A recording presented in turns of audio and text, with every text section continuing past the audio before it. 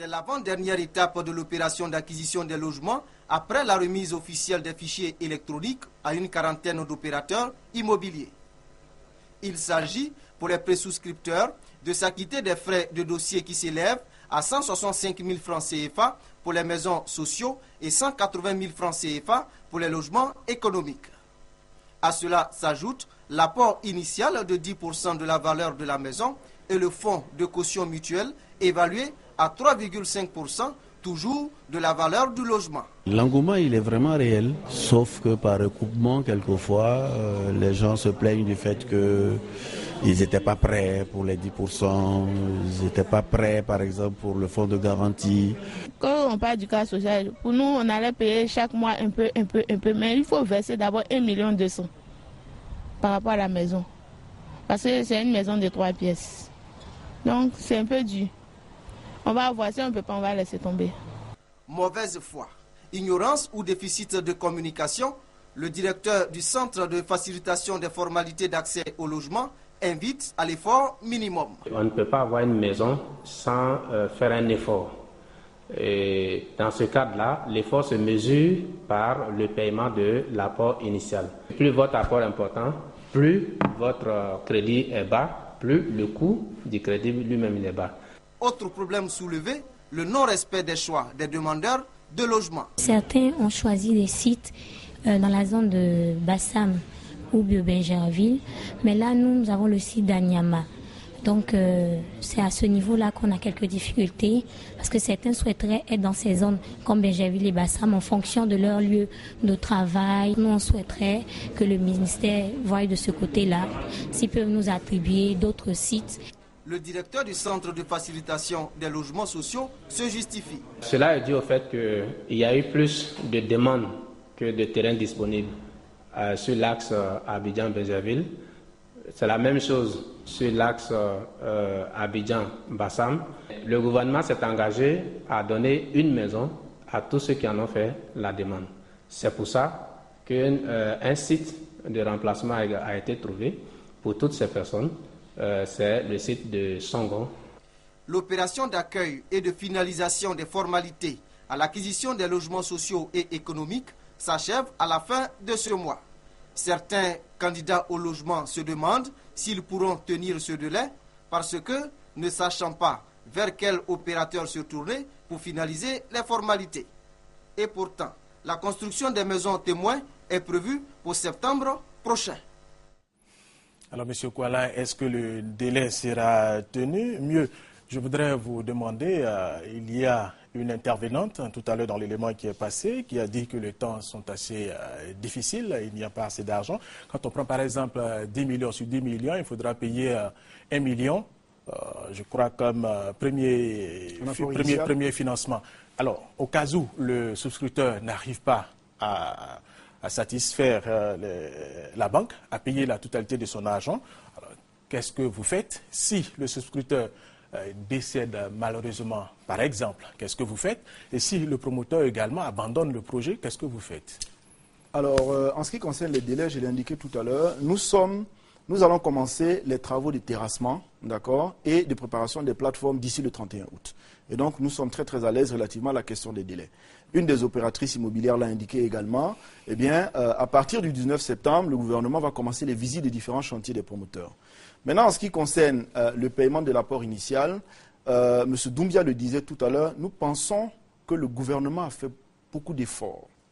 Des maisons qui coûtaient 20, 25, 30 millions il y a encore quelques mois sont passées à 7, 8, 12, 15 millions. Je pense que dans ces conditions-là, il est souhaitable que l'on puisse faire un peu d'efforts. Pour ceux qui n'ont pas, par exemple, les 1 million, les 1 million 200 de l'apport initial tout de suite.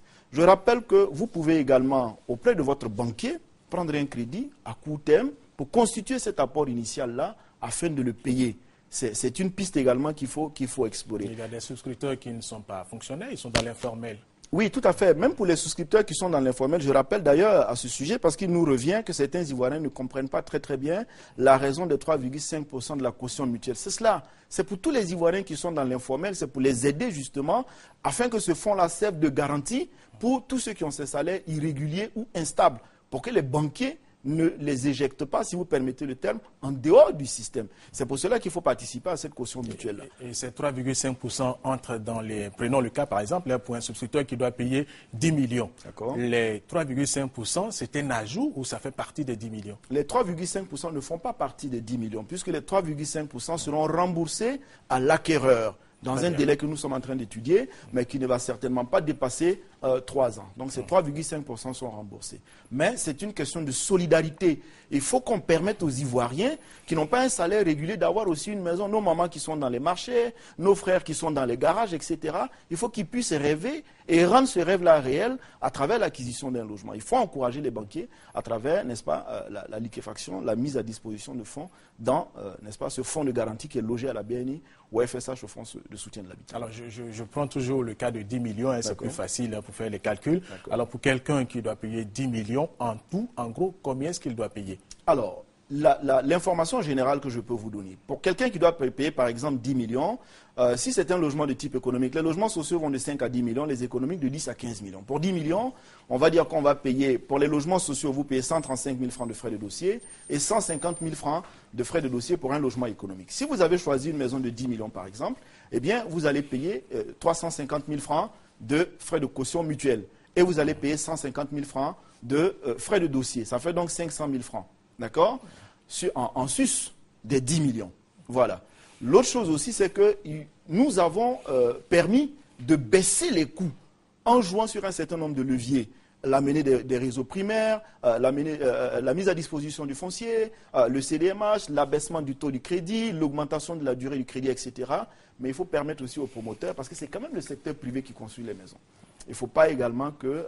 il faut permettre aux promoteurs aussi d'échanger avec les Ivoiriens pour que ce soit, j'allais dire, un contrat gagnant-gagnant. De gagner de l'argent, justement. Alors, quelle assurance donnez-vous aux Ivoiriens, en tout cas pour ceux qui ne croient pas à ce projet? Et parmi eux, il y a même des financiers qui ne croient pas à ce projet. Est-ce que vous pouvez les rassurer?